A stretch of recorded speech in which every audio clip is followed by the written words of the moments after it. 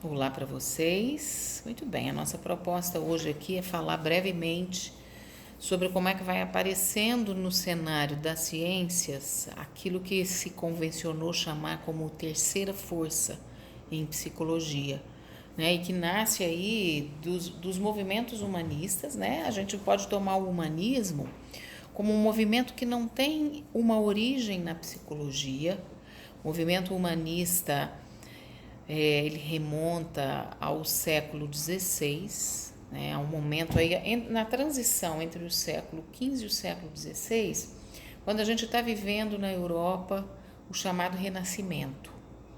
O Renascimento retoma as origens da Grécia clássica sobre o homem no centro das coisas.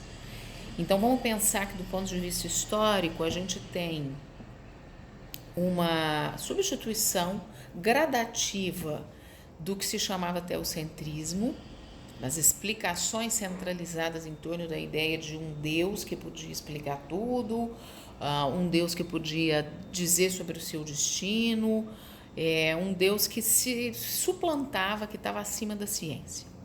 A ciência não era a principal atividade humana, a principal atividade humana era servir a Deus, era ser súdito.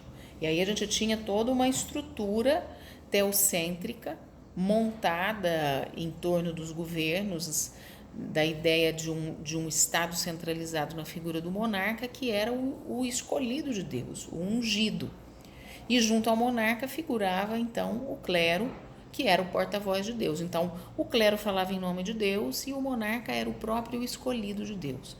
O restante das pessoas era simplesmente súdito. Então, o dever dessas pessoas era servir. Então, vamos dizer que elas encontravam sentido na vida, embora isso não fosse questionado por elas exatamente, mas o sentido da vida ali era dado pelo serviço que se prestava a Deus. E, obviamente, que nós estamos falando do serviço prestado ao monarca e ao clero, já que as pessoas não tinham uma relação direta com Deus. Então, elas serviam a Deus porque na forma do rei, né? Elas serviam ao rei porque o rei era o escolhido.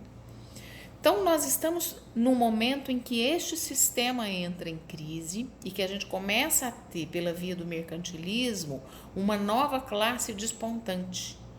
Nós estamos falando aí de uma passagem de séculos. É preciso pensar que a gente não tem uma rapidez na comunicação, uma rapidez de transformação como a gente tem a partir do século XIX, e outras ferramentas tecnológicas vão sendo disponibilizadas, aí século XIX, século XX, século XXI, vão apontar para transformações muito mais rápidas em função da tecnologia. Então, essa passagem que eu estou dizendo, ela vai demorar séculos. Essa transformação aí na sociedade de mercantil para burguesa, isso vai demorar séculos. No meio disso, a gente tem um movimento humanista chamado Renascimento, porque as questões sobre o homem, a relação do homem com Deus, a relação do homem com o mundo, o controle do homem sobre a natureza, todas essas questões vão sendo colocadas em pauta, vão sendo colocadas em cena. Então, quando a gente fala do humanismo, o humanismo na psicologia, ele vai chegar muito mais tarde. O humanismo na psicologia vai chegar no século XX. A gente tem alguns sinais dessa revolução, dessa transformação, que são dados um pouco antes pelo existencialismo, pela fenomenologia, que vão depois ser envolvidos nesse grande guarda-chuva que é a terceira força, que é o movimento humanista em psicologia, mas o humanismo de modo geral, ele acontece muito antes disso e ele vem caminhando vagarosamente até que a gente chegue ao humanismo científico, à incorporação disso por uma ciência específica que é a psicologia.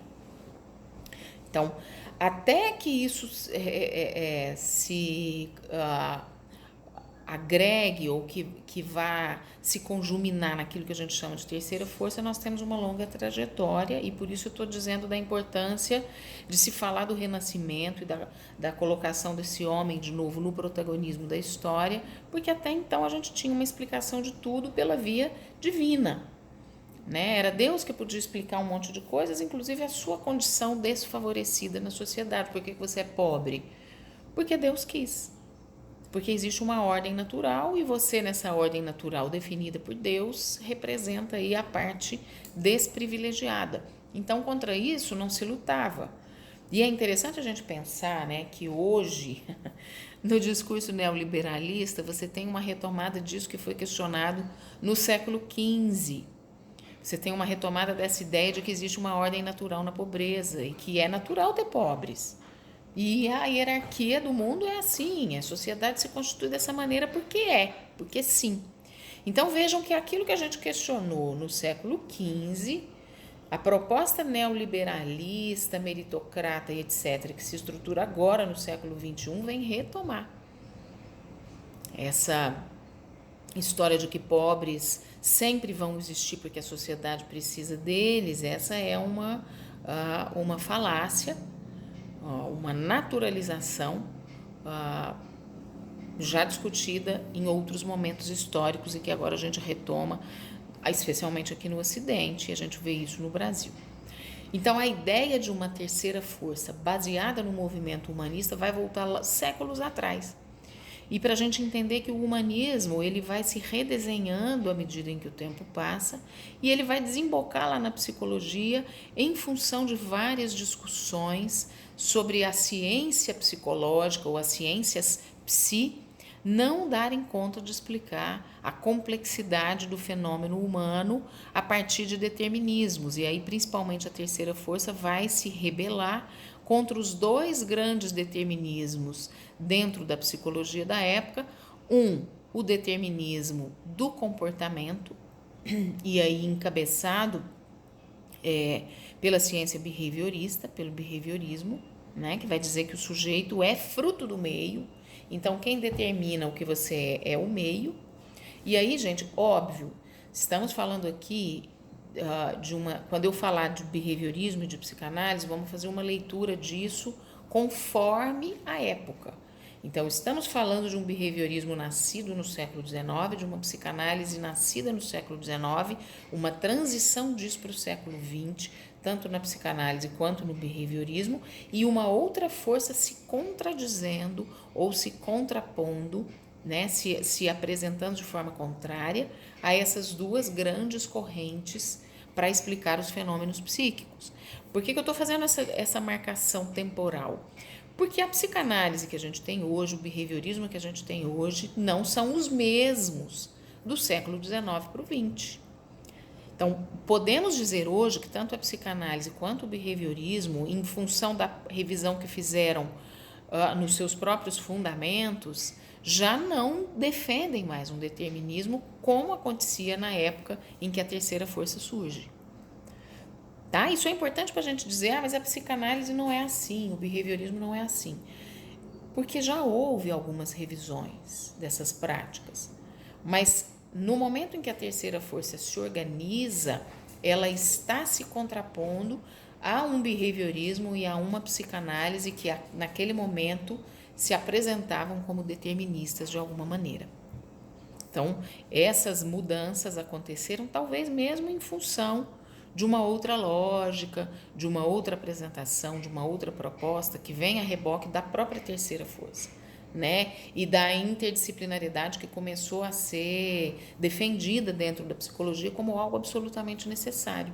Então, campos do conhecimento dentro da psicologia que vão precisar conversar com outras ciências. Isso vai ficando cada vez mais forte.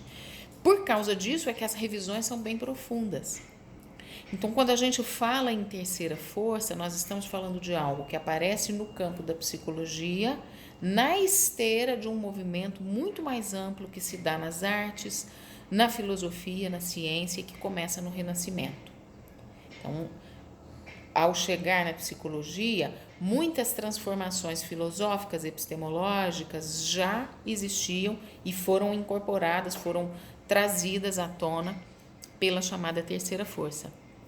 Tá? Então, a terceira força, aí como movimento humanista, vai conversar com essas outras ciências, com esses outros campos que estão se organizando e que vão ser utilizados pela psicologia, embora não tivessem sido pensados originariamente para a psicologia, que é o existencialismo e a fenomenologia. Esses dois campos do conhecimento, que se articulam aí na virada do século XIX para o século XX, são pensados pela filosofia, são pensados por filósofos, né? Russell nem filósofo era um matemático. O Russell é considerado aí um dos grandes sistematizadores do que a gente conhece como fenomenologia, era matemático, né? Mas vamos lembrar também que no século XIX a matemática ainda estava incluída no campo da filosofia, porque ela é de fato um pensamento filosófico. Ela é uma proposta de apreensão do mundo, do conhecimento, etc., pelo número, mas há discussões filosóficas importantes dentro da matemática, como, por exemplo, o conceito do zero. O zero é um conceito, porque o zero é o nada. Então, transformar um conceito num número não natural e trabalhar a partir disso, depende também de muita filosofia. Então, eu estou dizendo isso para dizer, as grandes ciências no século XIX, elas ainda tinham, as ciências práticas ou aplicadas, vamos dizer assim, como é a matemática, a biologia, elas ainda tinham, na formação curricular do profissional, elas ainda tinham uma grande carga de pensamento filosófico. Foi exatamente o que permitiu ao Russell, sendo matemático, discutir principalmente a questão da consciência. Tá? Então, a fenomenologia começa com uma crítica que o Russell vai fazer, apesar de toda a admiração dele, ele vai fazer uma crítica à ciência positivista, apesar de toda a admiração dele a um dos grandes expoentes do positivismo e do racionalismo, que é o Descartes.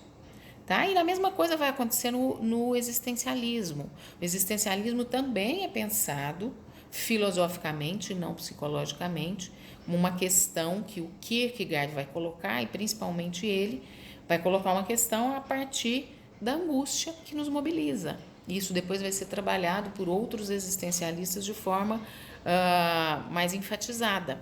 Mas é o Kierkegaard que vai colocar o nosso desejo de transcender, a ideia de que uma existência existe, essa existência é atravessada por questões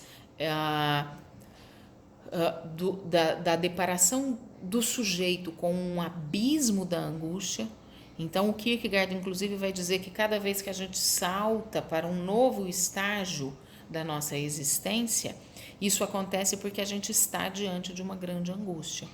Então, só para dizer, os pensamentos aí, as correntes de pensamento, é sempre complicado, né? Falar em corrente, escola, mas eu vou dizer, os dois grandes eixos organizadores do que seria também a terceira força, junto com o humanismo, são a fenomenologia e o existencialismo.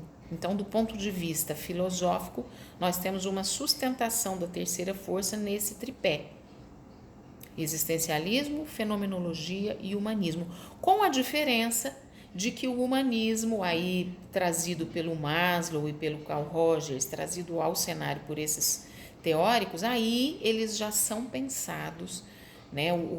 Os humanismos desses dois teóricos são pensados para uma prática clínica, para uma intervenção psicológica, terapêutica, vamos dizer assim, né? Para melhorar o estado de vida do sujeito.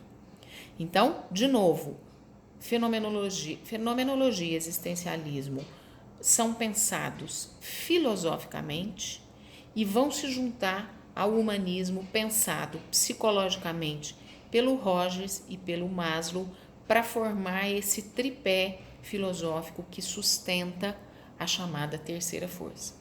Junto com ela, junto com esse tripé aqui, né, dentro dessa terceira força, outras vertentes do conhecimento ou outras propostas epistemológicas que a gente vai discutir numa próxima vez.